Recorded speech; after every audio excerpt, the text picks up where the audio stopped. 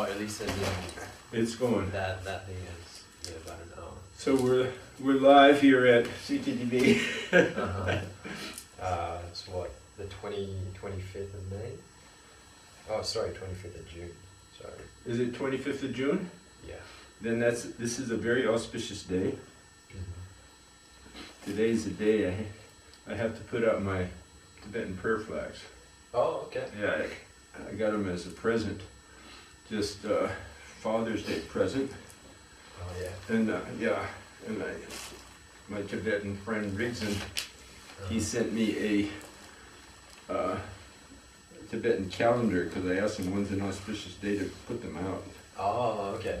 So yeah, right. Today's an auspicious day, so we're having this video. Because I think it's also new moon today. Huh? It might be new moon today. Rain? New moon. Oh, yeah, that's why. Yeah. Yeah, and it's also Sagadawa. You know what that is? No. This whole month is a month of prayer and stuff for Tibetans. Okay. The whole monastery is engaged in prayer for 1 month. This is the end of it, towards the end. This might even be the last day. Okay, cool. All right. So yeah, we're back for another Q&A. This time, I was thinking maybe to ask more about kind of like fundamental or foundation things in terms of Buddhist practice. Maybe especially helpful for beginners or particularly Westerners introduced to like Mahayana or Chinese Buddhism. So we'll kind of go there. And just for those who actually might not be that familiar with you, could you give a brief rundown of like your background in practice or life to this day? Of what? Oh, of just like your cultivation practice from the past until now. Just a brief run through. Well, I can't. I practiced doing it all wrong for about 5 years before I got it right, and because of not having the availability, because when I started practicing, it wasn't so easy as it is now with many great teachers roaming the world, and air travel is so easy, and the internet is so abundant with Dharma. And so I practice, first of all, I practiced as a Christian for a long time. Yep. And but not as a Christian might practice. I took a Psalm of David, "Be still and know I am God," and I used it as a mantra for about 3 years. And that use of that as a mantra and reciting it for many hours a day paved the way for, unknowingly, for later mantra recitation. And then I started getting influenced by some Hindu teachings. I would go to a library or a bookstore and I just look at anything that said Buddhist or Hindu and I just start reading it. I had no idea what I was reading. And I bumped along that way for quite some time, and then I went into the mountains. I met a Buddhist master, a very good scholar. I spent a year with him, and I was still reciting my Psalm of David all day. Yeah. And he and I would discuss emptiness, but he was way beyond what I was understanding was, and he'd always just say, "Well, your meditation's like a bear." In Tibetan it would be balu gom, which is just bear meditation. It's like you're in hibernation, and I'm not going to go anywhere with that. But that was my first major influence. His words. His name was Sangye Tsen Lama. And so I kept with my Psalm of David for a long, long time, and 5 years or so. And then I went to Gold Mountain Monastery by fortuitous circumstances.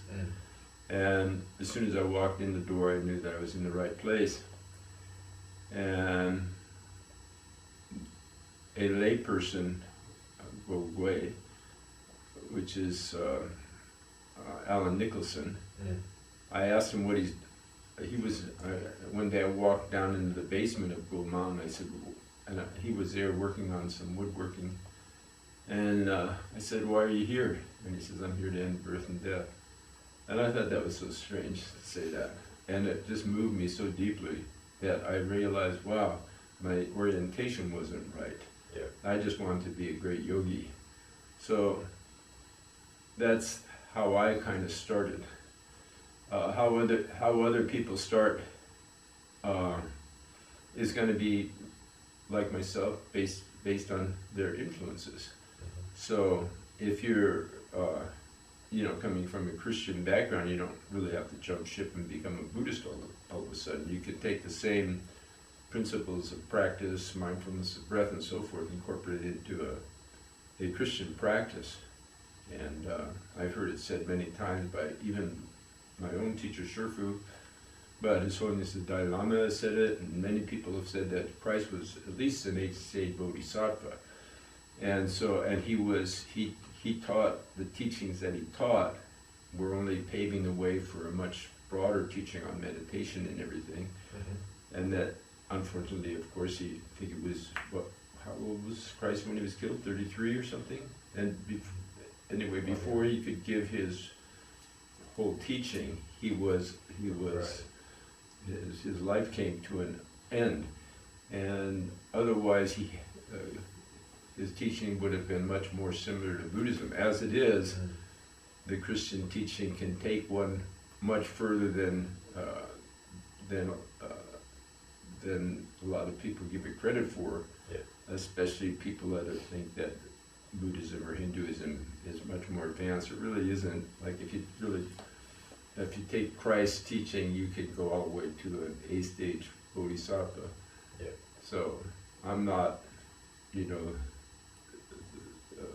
I'm on that kind of a belief system that it's more about not whether you're Buddhist, Hindu, or Christian, but it's about how you practice and incorporate that into your life. Okay. So, cool. I don't know if that's what answers the question. No, thanks for that rundown. And kind of segues into the next question in terms of once you got to Go Monastery and Master Hua actually wasn't there yet. So you stayed on for a while, and then he came back from his trip to South America. Yeah, after about 3 or 4 months. Yeah, and we were just talking right before starting this video. The question I had in mind was, from when he came back, how long was it until you became a novice monk? I became a novice monk at the first novice, ceremony, and I forget how long ago. I have actually, Shifu signed my novice, and Shifu actually shaved my head. Yeah. I'm just guessing, but I think it was within months, like 3 or 4 months. Okay, and you also mentioned that the whole thought of becoming a monk, or that there wasn't a thought. It was just like, I'm just going to do this. Absolutely no thought. I didn't even think about it afterwards, that now I'm a monk before I became a monk, I never thought about being a monk. When I became a monk, I never thought about it, and I never thought about it afterwards. It didn't change my life at all, becoming a monk. Yeah. And some people I know hem and haw over it, but I didn't. It was a non-event for me, becoming a monk. Yeah. Okay. And becoming a bhikshu, for that matter. My practice didn't change at all. And what was your dominant and monastic name? Gohan is which means fruit boat. Fruit boat. Yeah. Or fruition of a boat. Fruit boat. Yeah. But it can mean some kind of aircraft, I think, too. Oh, okay. Fruit aircraft or something. Bo is fruit, right, in Chinese, right? Yeah, so the Han can be plane, fruit plane, but Shifu used to say it was fruit boat. Then my Hong name is Hong Kong, which means constantly void. Yeah, constantly empty. So it's like an empty boat. Yeah. Okay. Well, not empty boat, but constantly empty. Yeah. Oh, sorry. No, if you look at Gohang and Hong Kong, like combine the two. Yeah. Then it might be empty boat, something along those lines. And kind of related to that story of Guoguai, Alan Nicholson saying, I'm here to end birth and death. Yeah. One of the topics I wanted to discuss with you, or to get your take on it, was the Bodhi result. And how important that is on the path. It's everything. It's everything. There's no really path at all if the motivation isn't altruistic and compassion. Mm-hmm. And feeling of love for others. In my own life, I'm a very harsh person, harsh on myself, harsh on others, dismissive, and tend not to be very forgiving in many ways, like even for myself and other people. I'm critical, but that's interesting, because I never actually get that feeling from you. But of all the experiences that I've had in meditation, like which are certainly nothing to brag about, but the experience that I've had that are meaningful to me have been when I felt a feeling of love arise that I knew wasn't just coming from me, and warmth for others. And that happened on an occasion of receiving a teaching one time, and I was in attendance of that teaching for about 3 weeks, 3 or 4 hours. And after that teaching, my heart was so full of compassion and love and light that I didn't come back down for like 3 days. And when I went home that evening, there was so much luminosity in my room, and just a love for other people, a feeling of connection and with all humanity that I never had experienced before. And it was a Vajrapani empowerment given by a Tertan in Los Angeles in a hotel.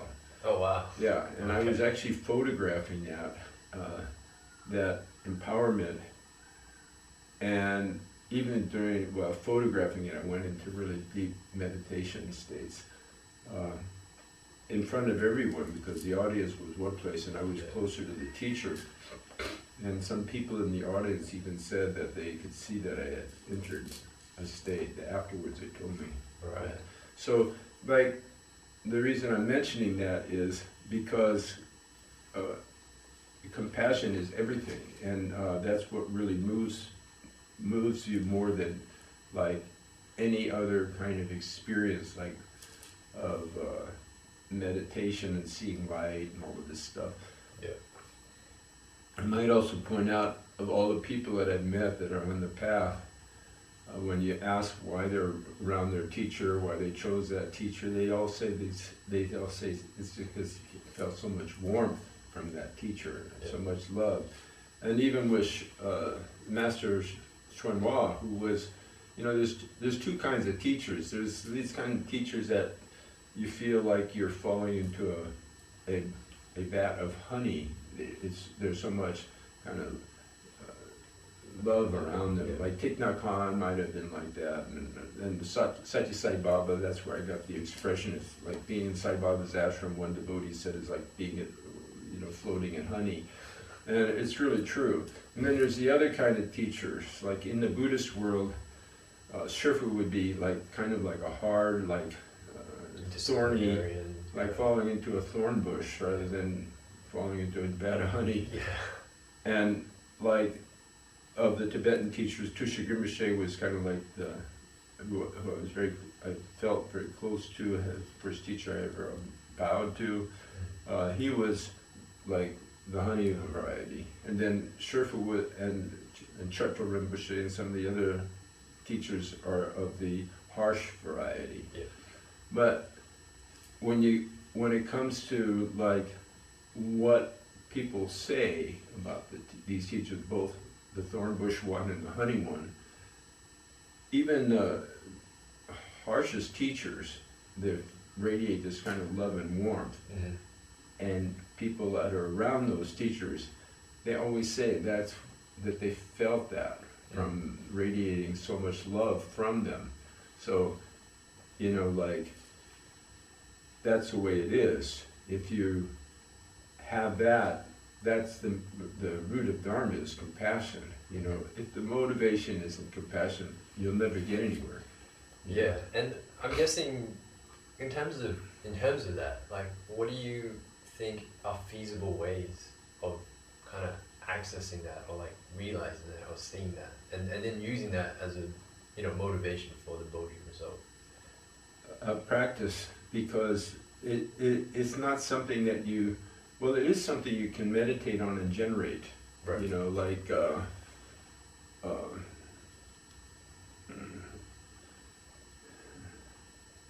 he's Matthew Ricard. They've done tests on him. He's the Dalai Lama's translator sometimes, and he's translated for me before. Actually, when I've talked to Tushigur Mishe, on one occasion, he translated for me. But I'm looking to see if you're still in camera. You can move over a little bit. Yeah. So the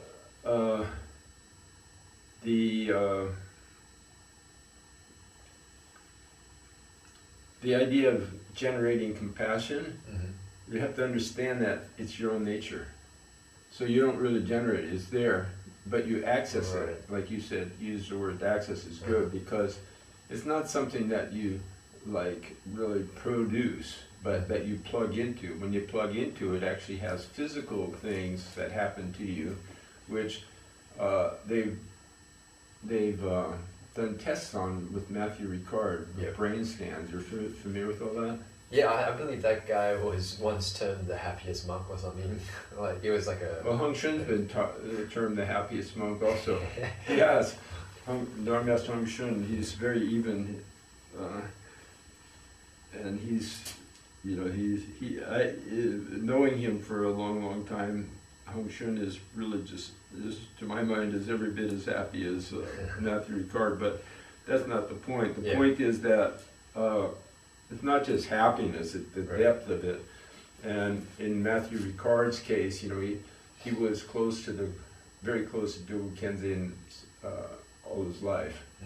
And Dobu Khyentse, of course, is one of the greatest masters of our time, a teacher of the Dalai Lama and some of the greatest monks that are living. And you know, people did scientific tests while he was in meditation with electrodes on him and everything. They could see that when he generated compassion, changed the brains to a certain extent. But it's not, you know, he accessed it through meditation, but it's there all the time, you know, and you can plug into it, you know. But a lot of times, like for myself, it's usually accidental, but other people can, like Matthew, they can consciously do it, and also some people, like, just, that's their meditation, you know, their compassion. But no matter what, if you're going to once you attain a self-realization, like the great masters, whatever your path was, whether it was a wisdom path or you know, Chan or breath master or anything, once you become awakened, then that compassion is part of it. You know, that's the key. But so that is natural part. Wisdom and compassion are the two, you know, parts of enlightenment. I'm curious if you think, for most people, or maybe everyone, if suffering is a core component of, I guess, generating Bodhi resolve and wanting to cultivate the path, as well as linked to compassion. Because I guess when one understands or realizes the suffering one experiences, they also realize other people are experiencing that. And then that kind of, you know, generates the compassion, but also, you know, a desire to end the suffering for themselves and others. Just a thought that comes to mind. Well,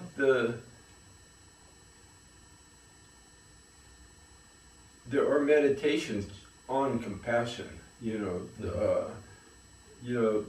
Thomas Merton was a very close friend of His Holiness the Dalai Lama, and the Dalai Lama once asked Thomas Merton about his meditation, and Thomas Merton said, compassion is all he meditates on. That was his whole thing, and the Dalai Lama was really struck by that. Of course, the Dalai Lama is basically considered the incarnation of Avalokiteshvara. Yeah, compassion is what he's known for. But he was struck that for Thomas Merton, his whole practice was generating compassion, thinking about others, picturing the welfare of others, and so forth. Whereas the Dalai Lama's practice is very different.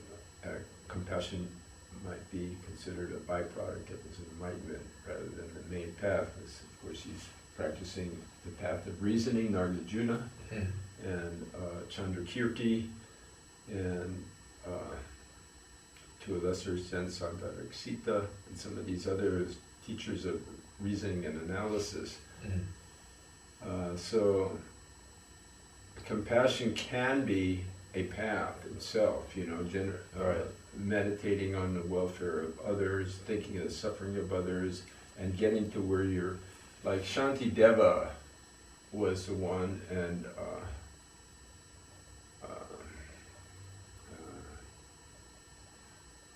Shanti Deva and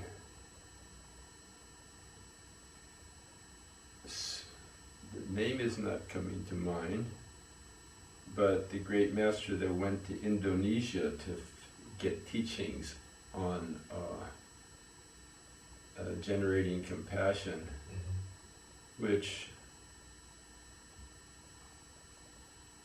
whose name is not coming to mind right now.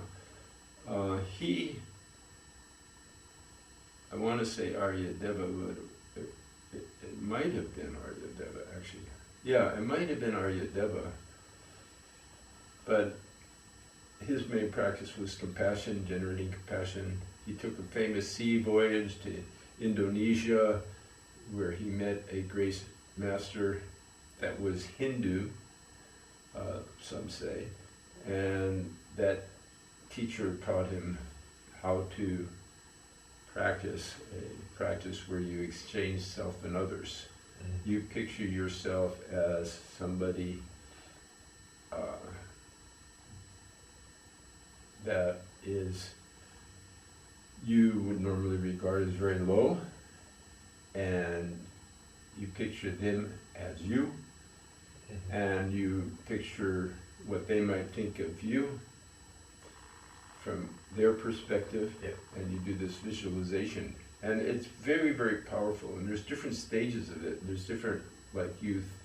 There's another practice that he taught that is very powerful for generating compassion, where you visualize somebody suffering, and you might think of your own mother if she had passed away, and you visualize where are you now, dear mother, and then you might go through the 6 realms of existence. Are you in the hells?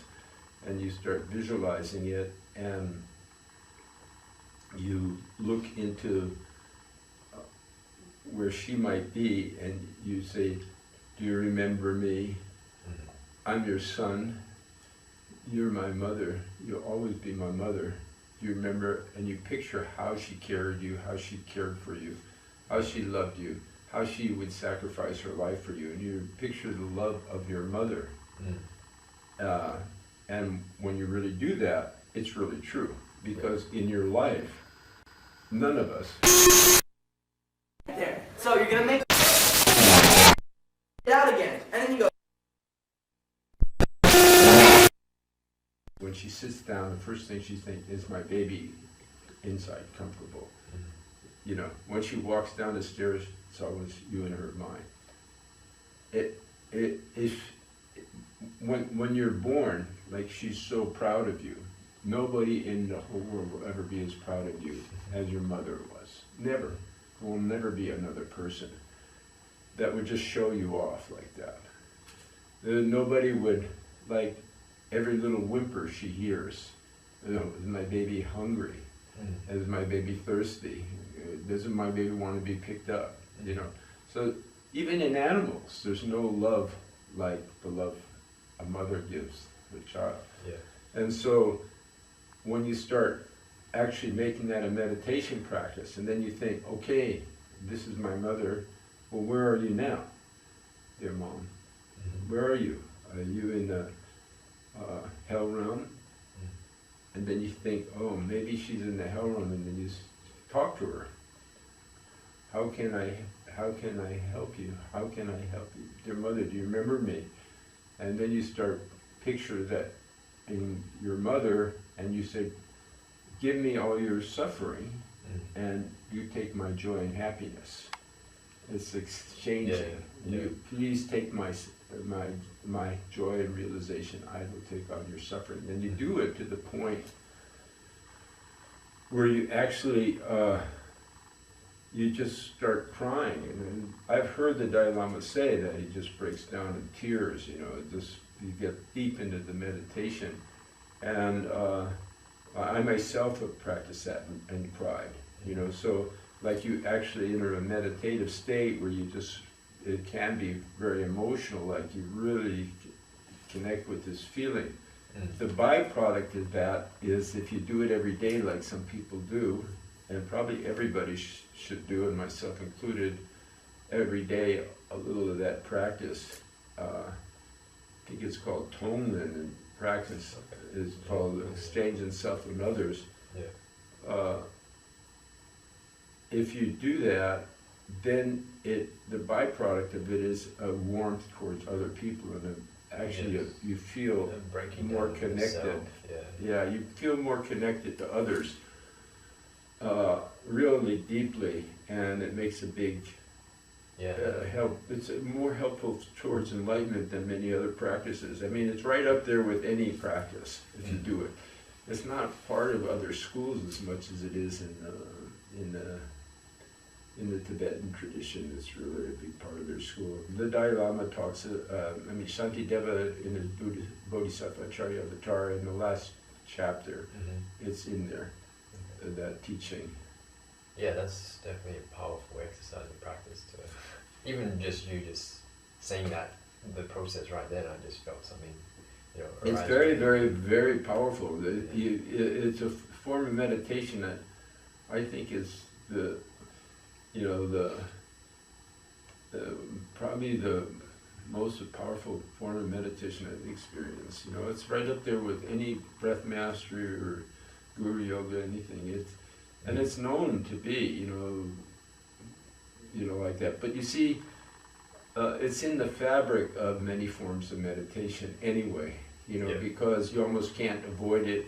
Even if you're practicing Chan, you know, like you are aware of the world around you, it makes you more keenly aware. But this is a direct, you know, meditation topic itself, where you actually verbalize what I kind of like indicated. But it's very, very, very, very powerful, and very. It really produces mental pliancy and malleability of mental body, so that you really can shift positions and see yourself as you really are. And realize when you start visualizing yourself as someone else, and know that person is you. See, there's three stages mainly. Like the first stage is you visualize somebody that's way lower than you, that you visualize as lower. It can be anybody, you know, like a tramp, a killer, or, you know, a thief, or just somebody you just realize is real low. And you pretend that you're them in meditation, and that they're you. And then or it could be a very poor person in your ribs, let's say, but it's somebody that's kind of like the opposite, much lower than you, and you visualize yourself through their eyes, and you verbalize what they might be thinking about you, and then you visualize yourself through their eyes, and they would be thinking about you. And you do this visualization till you really get into it. You kind of like lose your own self. Yeah. And then the next stage is you realize you do the same thing with somebody that's your equal. Right. Then you do the same thing with somebody that's your superior. Yeah. Now this, if you do it, it's actually more powerful than like sitting in Chan or anything, much more. It's especially for it might be a good exercise to learn how to really sit in Chan. Yeah. Because it's much better than just sitting facing a wall. I mean, that won't get you very far until you actually develop some skill in meditation. Mm-hmm. So to develop skill in meditation, you're much better off doing something like, and it's much more difficult, exchange self and others. Mm-hmm. And you see, there's two practices: exchange self and others, and then there's giving and taking. Okay, give me your suffering, mother. Right. And take my happiness. And you do this with other people too. And it can be anybody in your life too.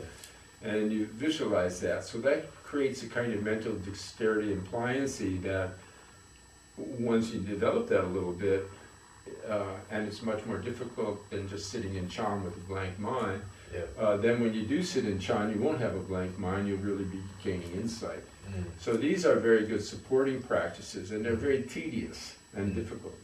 They're not fun. You can't really think about painting your room or getting a new car, what kind of motorcycle you're going to get while you're doing this kind of practice. Where sitting in Chan, like if you're not sitting in Chan, you can sit in Chan facing the wall 8 hours a day and still be thinking about your new car that you're going to get, or fixing the old one. Yeah. And but this kind of practice, you do an hour of it and you're pretty much used your mental. Yeah. That's about all you could do.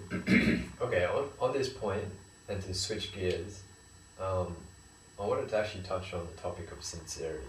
Sincerity is everything. in practice. Like what actually is sincerity?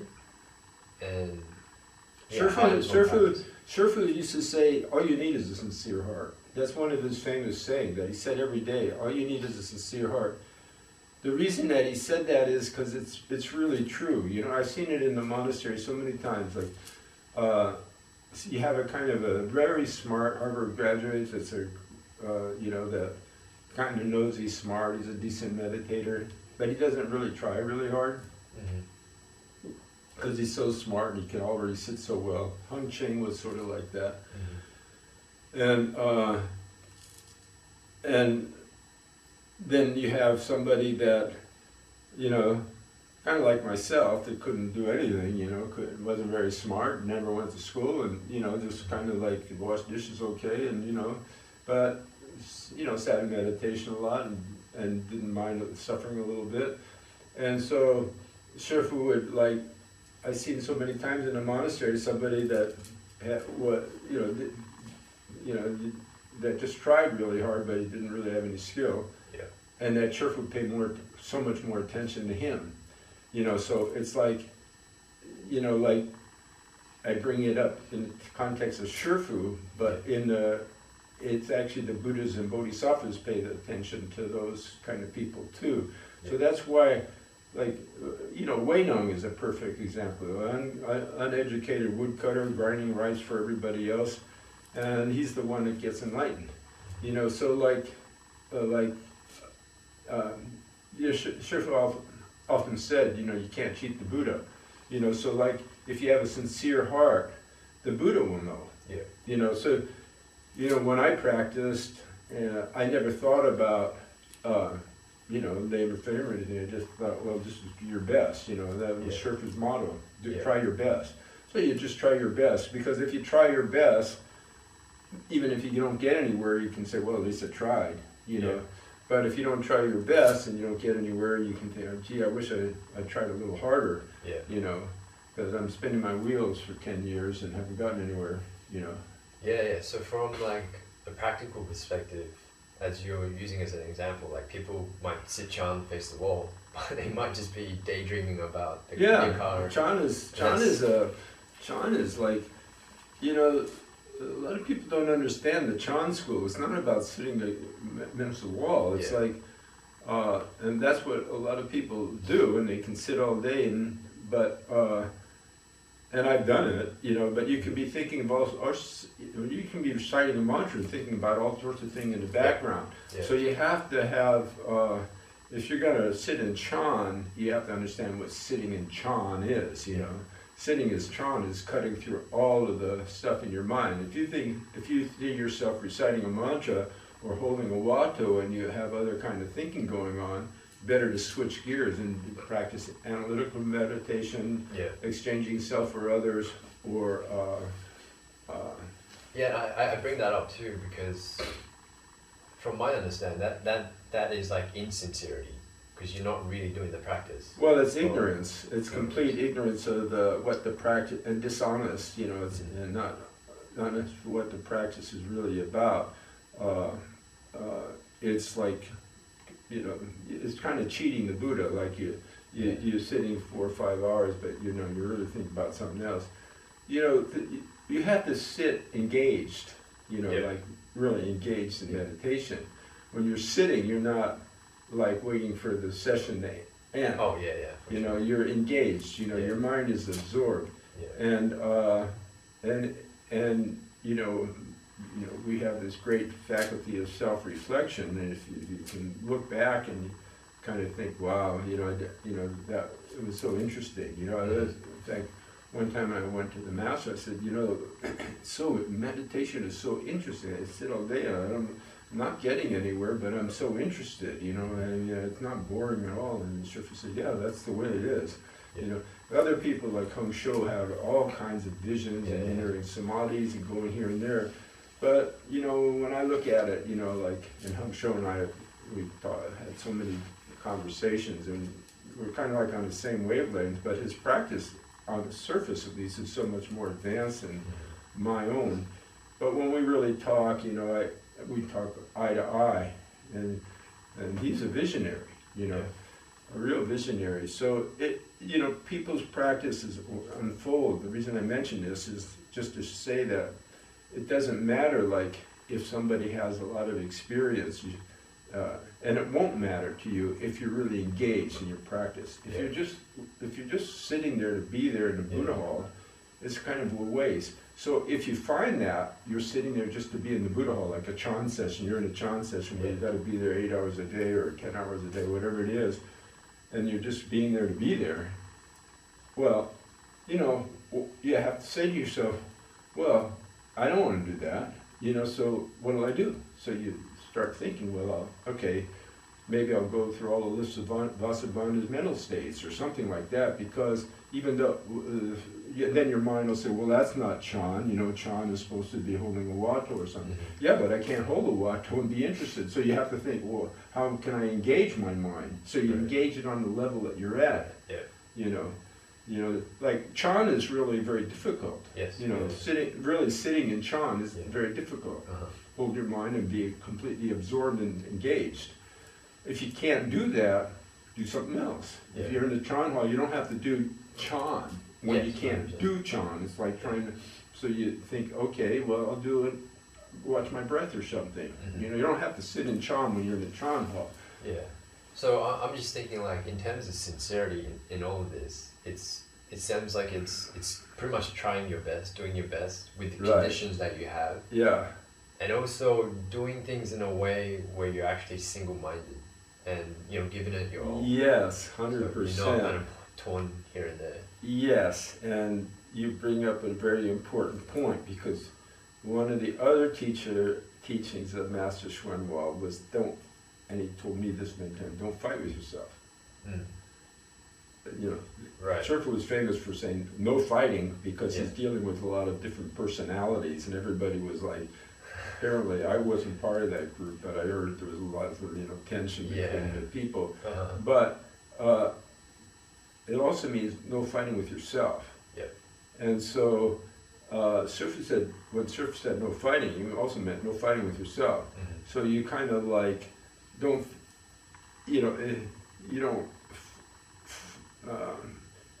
impose anything on yourself that's unrealistic. It's pretty much like you were saying, if you're in a Chan session, but internally you don't feel like you really want to do Chan, then switch gears. Switch gears. Don't hesitate to switch gears and do something that that you feel that, you know, that you can do. Yeah. Like, anybody can, like, you know, review the 52 mental states, 12 conditioned links of conditioned co-production. You can reason about that.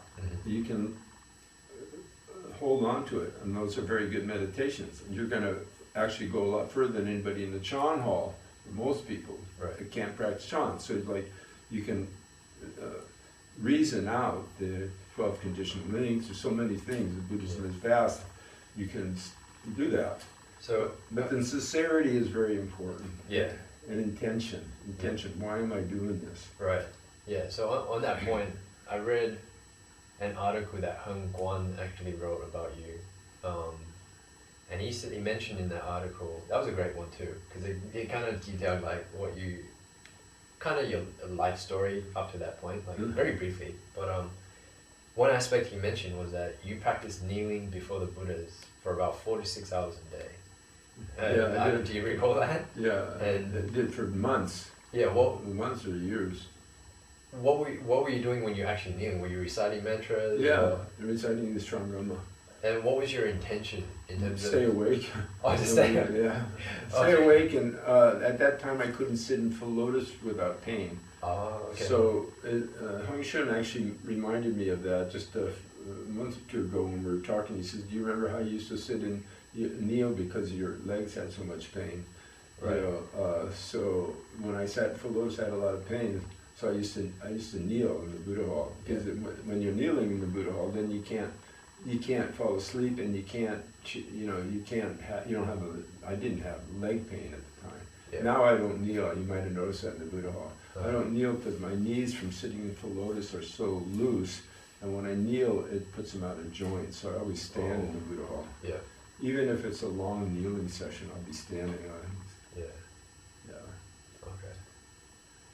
Okay, that makes a lot of sense then, because I was just curious what the intention was behind that. And yeah, it's because of the Hong Shun reminded me it was because I had a lot of leg pain. But on the same topic, like when you're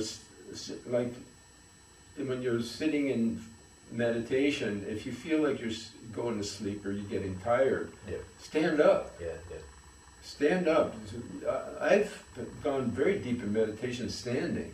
You know, make sure that if you fall, that you're in a place where it's safe. You know, like you're not on a reef somewhere and you can fall off. But yeah, just stand up. You know, that's really effective. You can't fall asleep and can't get sloppy when you're standing.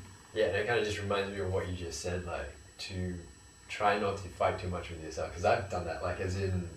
You get drowsy and you're just like trying to fight the sleep away, but you don't want to. Doesn't really help. And then you stand. What I do is I stand, and then after, if I still can't get engaged after a half hour standing, I just go out and do something else completely. Clean the toilets, go, you know, sweep a floor, or clean my room. Have a reset. Just reset yourself. You know, do something else. You go completely different. Yeah. You don't want to, you know, meditation isn't confined to a posture or anything. And we're human beings and we have different kind of emotions and conditions, constantly changing. Yeah, and like sleepiness is like a classic problem for everybody. Yeah. I'm not bragging, but I never get sleepy anymore, you know, for years. You know, I know how to manage my breath. Yeah. So even if I'm super tired, I can get my breath going and I feel the prana and it'll lift me up. It doesn't wake me up, it just keeps me upright. It keeps my body very easily sitting. Okay. So I hardly ever will get tired, you know, that where I'll be very tired, but I can get the breath to work. Yeah. But if you don't understand that, standing, that's what I did. Standing is incredible, you know, and it always works. It's 100% works. Yeah. But then again, like on that topic, like sometimes you're tired and you know, well, I only got 3 hours of sleep last night. Yeah. Well, you don't stand then. You say, okay, well, I'll just go to sleep or I'll do something else, you know, because 3 hours of sleep is too little for me. Yeah. But if you're getting tired in meditation and you had your normal sleep, then stand up. Yeah. Okay. And moving on to the next topic, which is actually vows. So, could you speak on the importance of vows on the path and how that is all kind of integrated? Everyone says, all the great teachers have had vows, kept their vows. And I don't really understand it as well as I should. I have really gaps in my understanding of vows. For example, I eat once a day now. In my lifetime, since I left the monastery, I've gone like 10 years eating once a day, and then 10 years like eating 3 meals a day. And so like I've alternated, and now I'm on like 5 or 6. I was sitting with Dharma Master Hong Chang in Anaheim about 10 years ago, and we were sitting having lunch together, and I thought to myself, well, he's eating once a day all of these years, maybe I'll try it again. So that's been 8 or 9 years I've been on once a day. I'm not as strict as I used to be, because before, when I was eating once a day, I had nothing but water after noon, and that was for many years. But now I have Tibetan tea, as you know, and before I go to sleep I have a protein shake. So it's not as strict, but to get to the point, one of the things I listened to a very respectable master say, that he said that if you do like something like eating once a day, and you have the vow to eat once a day, and you're keeping the vow and you're eating once a day, he says it's much more powerful than just eating once a day like I am, because I just decided to do it and keep it. And that's a gap that I still question. I don't know exactly why. I kind of saw it in meditation one day, what he meant, and then it kind of slipped from me. But they say that when you do something with a vow, it's much more powerful than if you just do it because you want to do it or something. So what the reason is exactly, I still question myself, and I say, well, what is the real difference? But once in meditation I saw the reason clearly, and then I didn't stick. So there's a reason, but I don't know. But the master also said, Shifu was always talking about vow power, the power of your vows. Probably because when you make a vow, you're kind of like committed. Yeah, there's an and you cannot kind of like, kind of like, yeah. But and you're kind of trapped and imprisoned by the vow. Yeah. And then so the vows, according to everybody, really helps a lot in your practice. It's sort of like having a time to meditate too, like this is my time, these 2 hours I'm not going to mess with, and vowing that will be. And so on that note, I know people that will take the vow for a year instead of like saying I'm going to vow and make it forever. So you set a time limit, and then if you want to renew it at the end of the year or 6 months or so, you can renew it. But you don't have to. So that might be smarter, because they say that to make a vow and break it is worse than if you hadn't made it. Right. Because naturally, so that might tie into why vows are so powerful, because because if you make a vow and you break the vow, it's more detrimental than if you didn't make the vow and you do the same thing. Yeah. Okay. And could you speak about the process of actually making vows under Master Ha when he was around?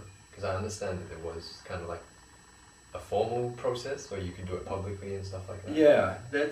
Yeah, that's a good question.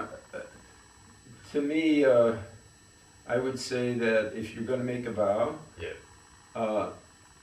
bow before the Buddhas, make an offering of incense and flowers and fruit, whatever, and make the vow, and then bow 3 times before the Buddhas and Bodhisattvas, and that could consummate the vows. You could have a friend watching, or if you're here at this monastery, you could tell Master Hung Lu that you want to make a vow. Just find him anywhere after the ceremony. Say, I'd like to make a vow. Can I make it before you? And ask it. Hung Lu would just say yes, of course, and then you just tell him what you want to vow, and then you're kind of like sealing it. Yeah. So that's helpful, very helpful. So I would say, just don't decide in your mind, I'm going to do it. Formulate, vow, offer incense, and do it. If you don't have any access to a fellow Dharma brother or something to voice it to.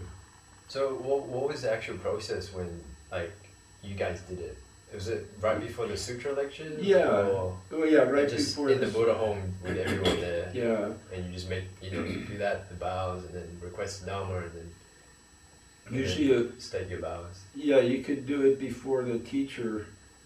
Usually I don't remember clearly how many people did it that way. Usually they would just make it public, like Shifu. Oh, okay. Tell Shifu, well, I'm going to vow to do it. Okay. I took a bunch of vows, I took a vow and I actually kept it not to handle money, so I never touched a penny for I used to find money in the street and I would get somebody to pick it up and take it.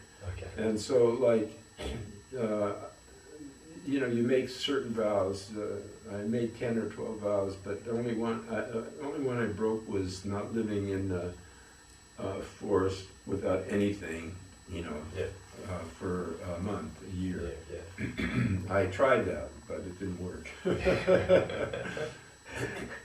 Eating was not taking any food in with me or anything. Just living off the land. And there wasn't anything growing there that was edible. So that vow didn't work. Do you recall what some of your other vows were? There was that one, there's no touching money. As I remember that sleeping sitting up, of course. I think taking water afternoon, not taking only water afternoon. Yeah. Sleeping sitting up. 3 layers of cloth. Huh? 3 layers of cloth. That was the most difficult of all the vows. Yeah. Only wearing a light clothing like I have now for the whole winter. I didn't know what I was getting into, I guess. I didn't think about it afterward, but that, I could have been a lot warmer. It's funny I didn't think about that, but I didn't. Did you normally think about the vows you were going to make, or you just kind of... Yeah, I didn't think about it while I was keeping that vow, how difficult it was. I only realized afterwards. Oh, okay. Like here, when I bundle up in the wintertime, even now I'm usually a lot lighter clothes than most people, but I realize how cold how difficult that was. I remember every morning, I still have images of, because I'd be bundled up sleeping at 3:40 when I'm going to hit the boards. Yeah.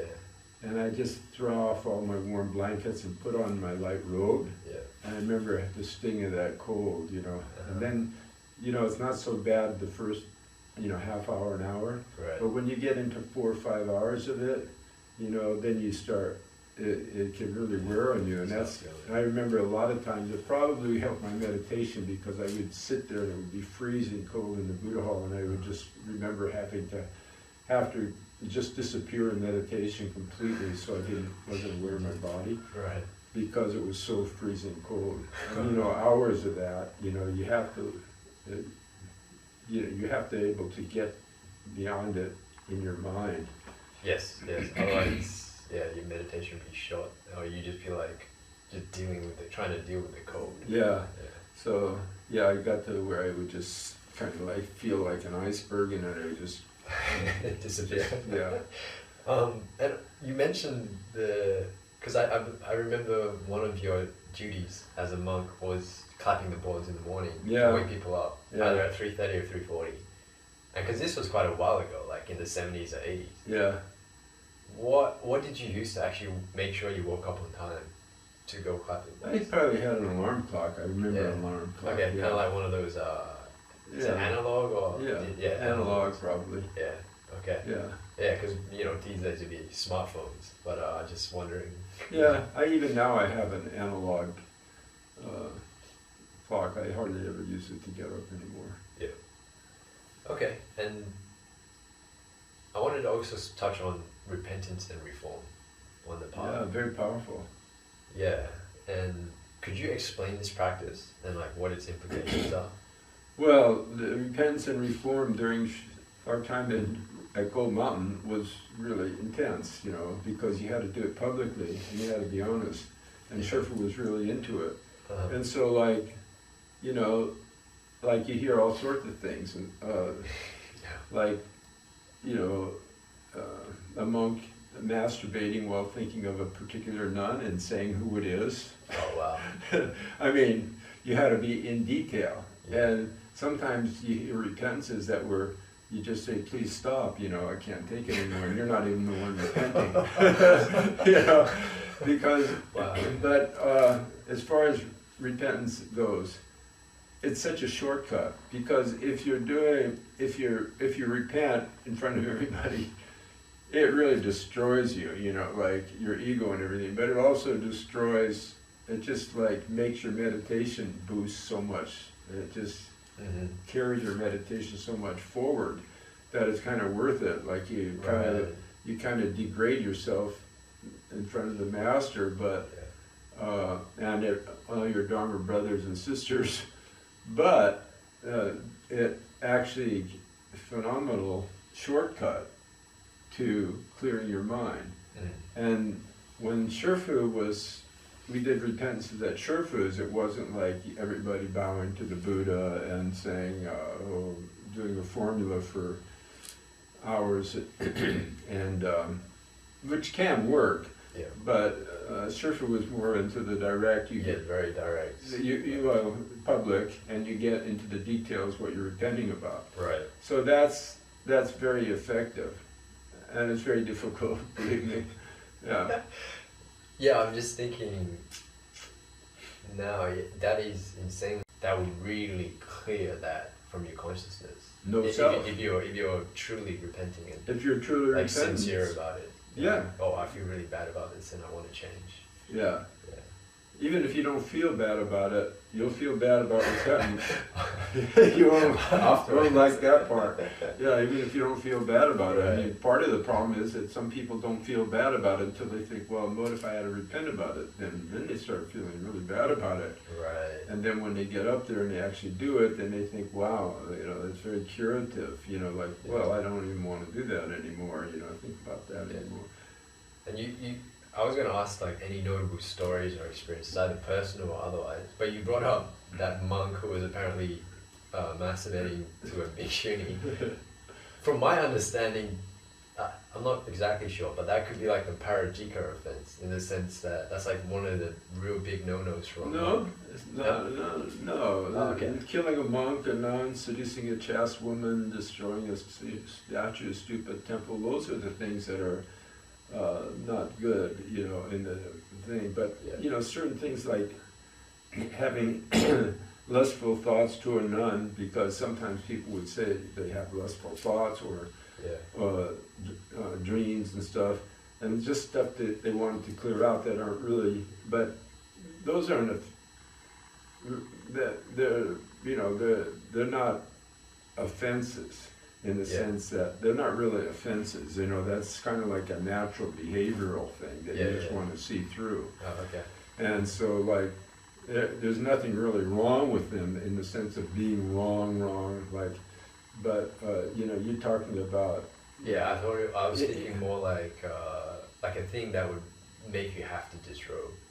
But maybe that's like not even sex. Close. You know, Okay. That's not even. That's my it's not even an issue. It's the real issue is that if you have to repent for it, it's really horrible. You know, to get up there and say all of that stuff. Were there any either personal experiences or others that you would recall? Well, people will recall, you know, talk about stealing something, you know, or having angry thoughts to a fellow Dharma brother, and like things like that. Yeah. Maybe they have a really hateful attitude towards someone else in the monastery or their parents or something like that, and they can't get over it. Yeah. And they hate their mother, or they hate their father, and they have a lot of misgivings about this. And it's not just a passive thing, it happens like all the time during the meditation. I might go, dear Sherpa, I can't, I really don't like my mom, you know, and you know, repent about it. You know, I have a lot of anger towards really bothering you in your consciousness. Right. Not only that, you didn't have to say it out loud in in front of front of everybody. everyone. Yeah. But doing in the